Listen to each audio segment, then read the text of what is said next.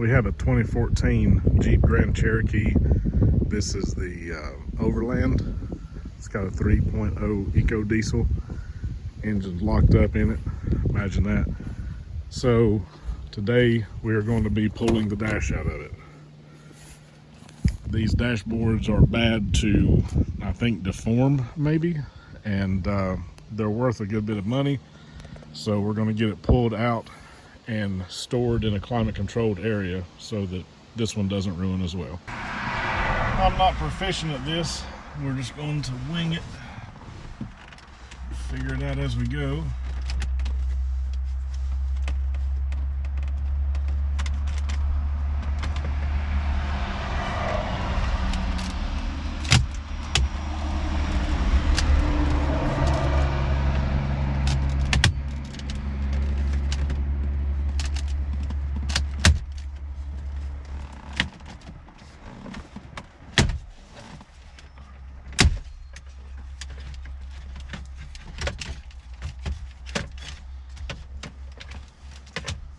Just some speed clips there, one plug. A lot of the screws in here are going to be 7mm.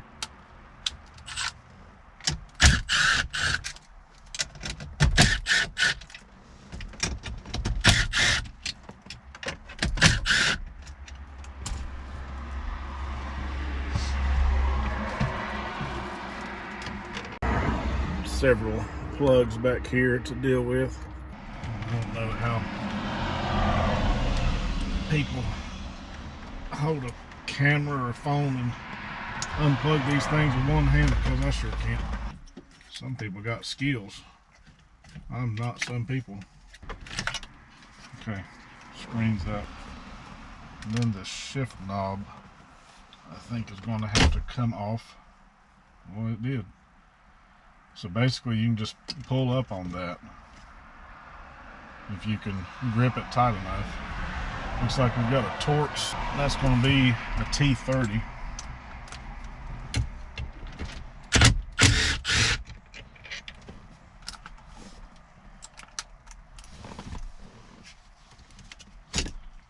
And then that just slides right off. That thing's kind of roached. Now this panel just pops right off. Got a plug there, plug there that didn't come off like I wanted it to. Come on. Too many diet sodas, I guess, has been spilled in this thing or something. I don't know. I mean, geez, I'm mashing the button, guys. Come on, thank you. Thank you. All right. Let's just go ahead, for ease of pain and sufferings, we'll take the shifter out, because it looks like it'll be pretty easy. One little harness there. Got 4 10mm.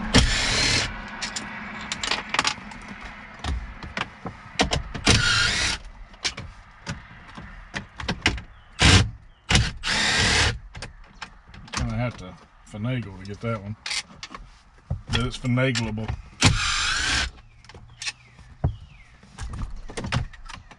Yep, simple as that. And put that there, back with all the funk and crud.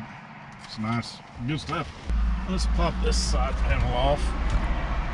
You should probably use a plastic trim tool instead of this metal one, but if you be careful, maybe put it in an inconspicuous place. Get it where you can get your fingers under it.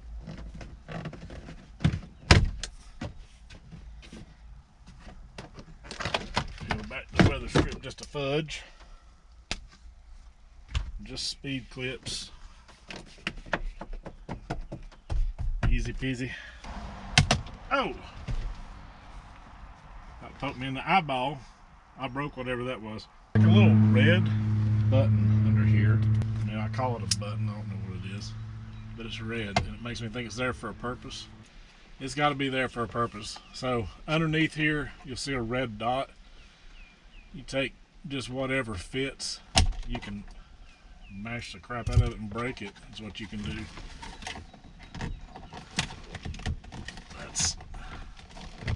That's what I do.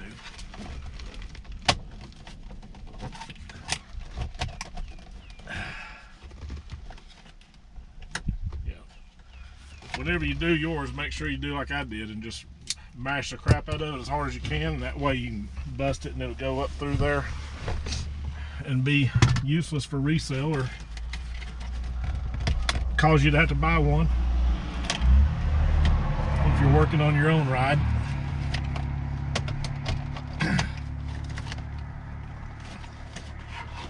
It feels like this pushes forward as well, but I mean, hey, I'm breaking stuff, so don't take my word for it. I mean, I guess you gotta pull the steering wheel off. All right, I kept screwing this up on this column, but evidently, I think you've got to take the steering wheel off, and then these bezels slide up past once you take maybe some other junk off. After spending a great deal of time wallowing in my own stupidity, what you will need, you'll go in this little side hole to get this airbag off, and you need a long, skinny, flat screwdriver. It doesn't actually have to be that long, but it has to be skinny, and it needs to be a flat screwdriver. So there's a little lever in there that you push all the way to the right, and I imagine the other side is going to be all the way to the left. So here's the clips, or retainers. Basically it's retainers that you're pushing in on. So yeah, what you're doing is you're taking that screwdriver when you come in, you're actually catching more towards the bottom of this, but that deal right there has got to mash all the way in. You want your screwdriver to go in like that, okay? So we're gonna go in here. You can see I already ripped up that rubber hickey because I used junk that was too big for it. So you'll push this all the way, if you can stay on it. There it went. Pop. So there's that side. So we cram it in there. And there it is. She's off. Pop these little orange safety retainers up, then these pop off. This guy, rather than disconnecting it here, for some reason I found it easier to take these off.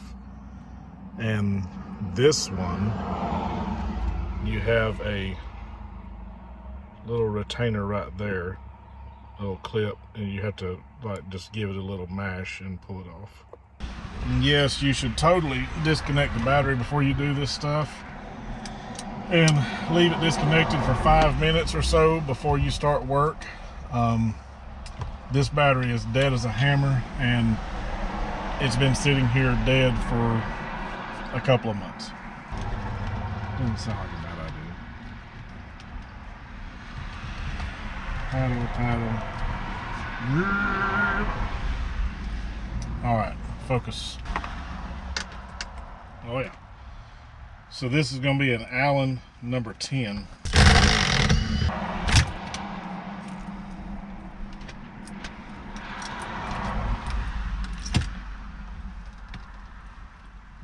Okay. Here, you get back on there and sit for a minute. Let me rearrange myself. We got clock spring plugs that need to come off, 2 of those. Don't turn the clock spring, because you will de-spring the spring, and then it will be junk. It's like one of them just like pops right off. The other one, you don't know. Now, why would you not have both of them with the same clip style? I don't understand it. I don't understand where they come up with this stuff. I think sometimes these engineers just cackle thinking about what kind of bull crap that they're going to put people through. They probably think that's the funniest thing. They probably just laugh. I'm going to take her little pick and give it a little doink right there. And feed these yellow airbag pigtails through. There we go. Didn't know if it was going to fit there for a second. Steering wheel is off. Yeah, spider web. Man, where did you come from? I was just sitting in here.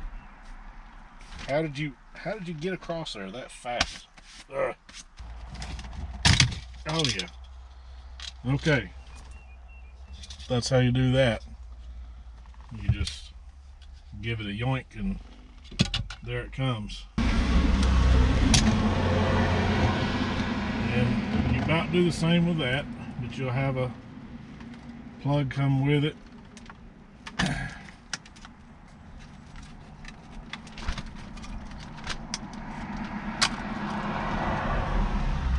Alright. There's that assembly with the clock spring. Be sure you do not turn that clock spring or you will ruin it. Oh, there's that spider. Big old yellow one. What have we up in here? That looks like a T20 Torx up in this bezel. Had one in my pocket the whole time. Nope. There it is. We're still, I think this thing just probably pulls out. Yes.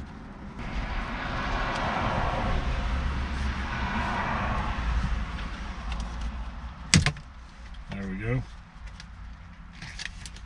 That guy's out of the way. Knee kick panel, it's got a screw right there holding it. Yeah, there for a minute I thought maybe you don't have to remove the steering column and stuff to get the dash out, but I really think you do.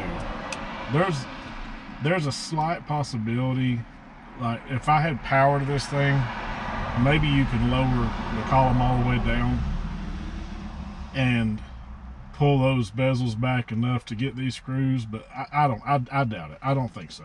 I think you got to take the column, the steering wheel out and all that kind of thing. I'm going to say yes. If you don't think so, you can let me know. I'm going to take that one off because it's there, and I'm sure it'll happen sooner or later. And as for our cluster, it's got a couple of T20s right here.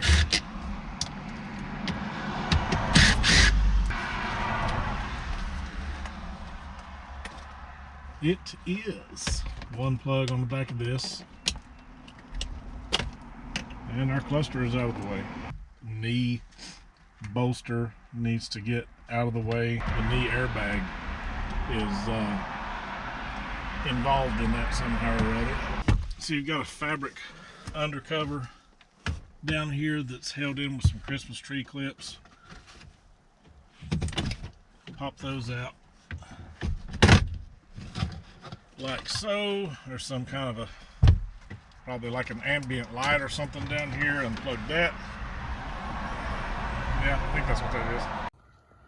So you see the head of one bolt there.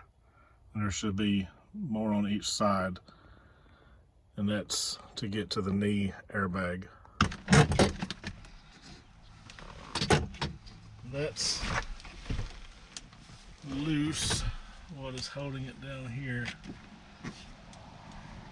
Another 7 that we missed in the corner.